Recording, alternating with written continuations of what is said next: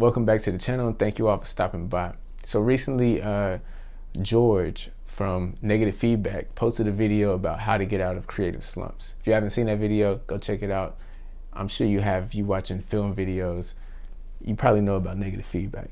But anyway, the premise of the exercise was to get on a train, go to somewhere you've never gone before, get a roll of film, shoot the entire roll of film, and don't leave until you finish that roll of film.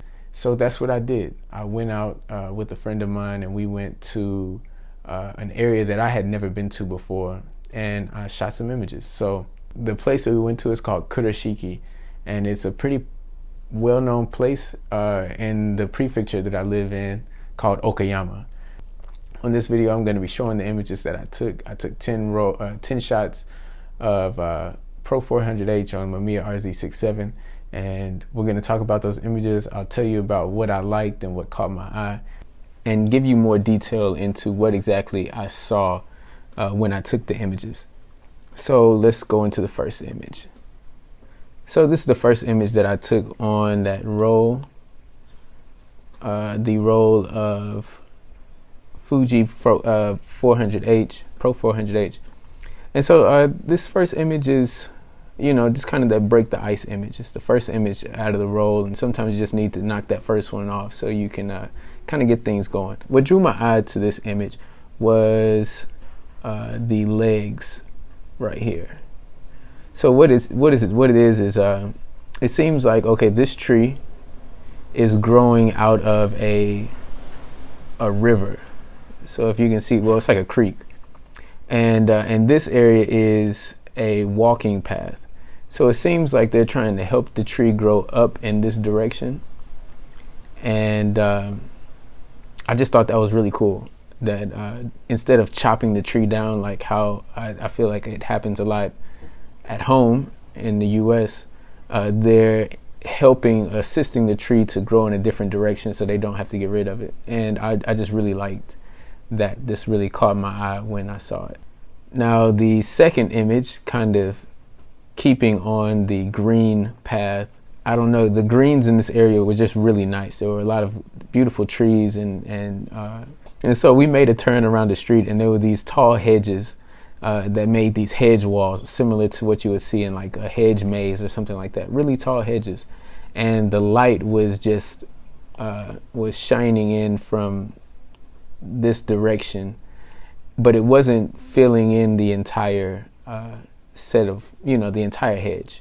There were only these long areas that were catching the light, and as soon as I turned and I saw this, it really caught my eye, and it's more so the light than anything. So I decided to fill the frame with the hedge and try to get more of a texture image and color. I really enjoyed the color, and then I like this shadow separation of the two areas of light.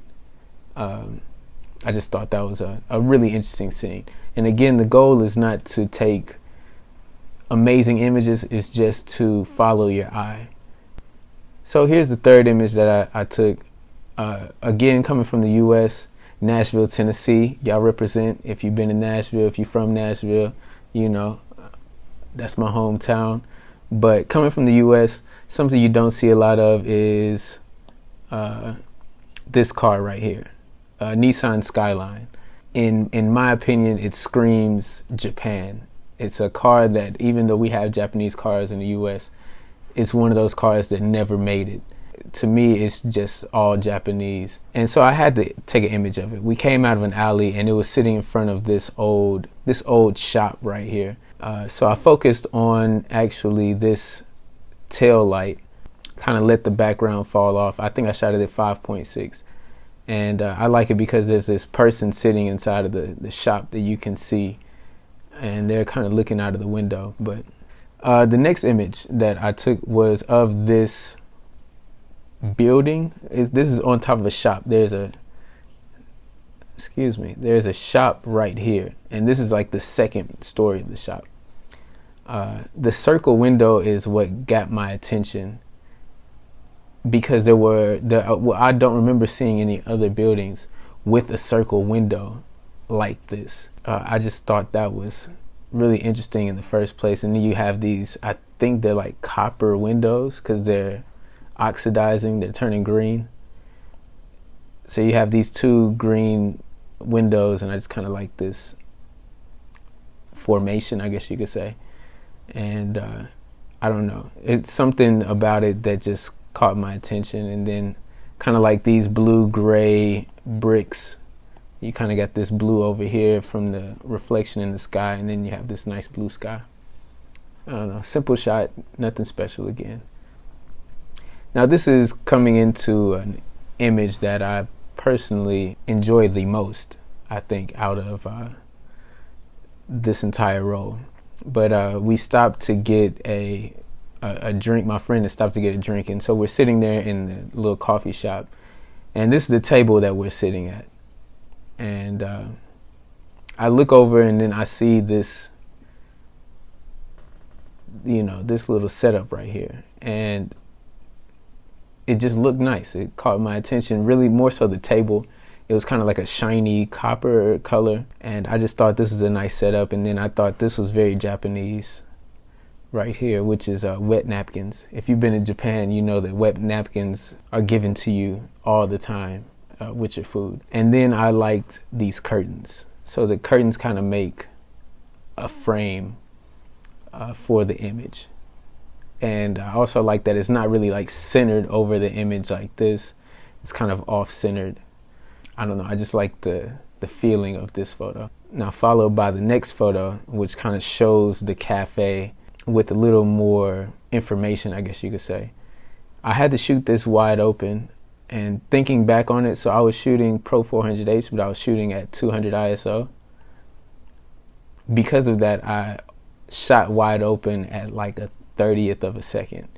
I used the top of a chair to sit the Mamiya on. So I focused on this sign, and as you can see, the sign is tack sharp, but everything else is kind of soft. So if I could take this image again, I would definitely do it when there's more light coming through this window, and I could get a higher aperture to get more of this in focus. But I mean, this is just like screams 70s.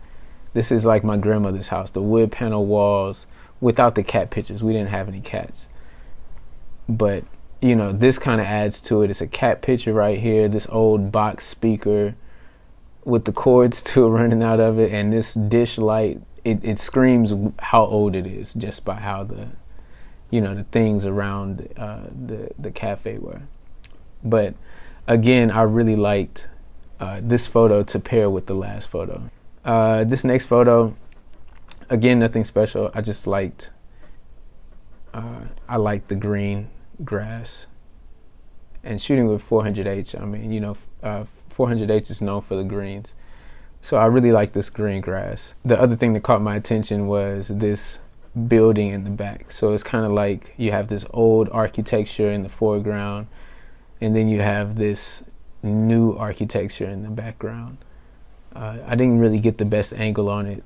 I couldn't really get to the best position to take the photo. There's also this new architecture to the left that I didn't want in the frame, but snuck in there. You know how that happens sometimes. Things move.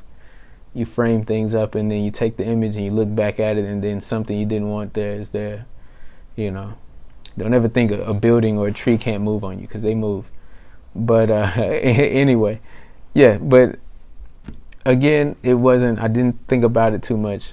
It was just, hey, I like the green grass. I like the contrast between these buildings. Now this next one's a weird one. This is a double exposure that I didn't mean to take. It just kind of happened. So with this double exposure, I had rotated the film back on the Mamiya and pulled the dark slide, which came out, but the Mamiya didn't lock into place. So the back was on an angle. So if you see, this image is angled. One of the buildings is really angled. So that's because I took the image and the back wasn't on straight. On the film back, if you ever use the Mamiya, most of the time there'll be a red flag that comes over the number, which tells you have to wind the film because it's been exposed.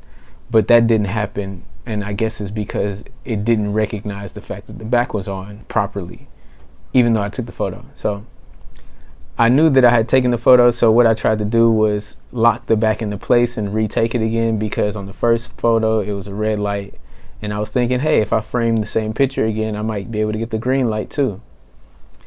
But because the first image was on an angle, kind of threw that off.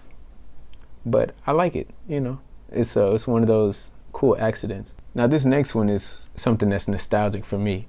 Power Rangers. Yeah, this building reminded me of something that might be in Angel Grove. If you've ever seen the Power Rangers, you know what Angel Grove is. I can't really put my finger on one exact thing that makes me feel that way about this building. It's kind of this tubing type deal right here, and maybe the shape of this window, and just the overall, the architecture design, you know, the lines in it. It just screams 90s to me, like early 90s, late 80s. I like these curtains right here too. But yeah, and then you got this nice blue sky with, you know, light clouds in it. I don't know, it just seemed a little nostalgic for me personally. So I looked up and I shot the image. My intention was to get this part of the building kind of framed centered, kind of let the lines of the building run off the side of the frame to the right, and then have this negative space to the left. So shout out to the Power Rangers, shout out to the Green Ranger. Green Ranger came in and caused havoc. And this is the last image of the roll. So for the last picture on the roll, I was on the platform for the train. This is outside of the back of the train station.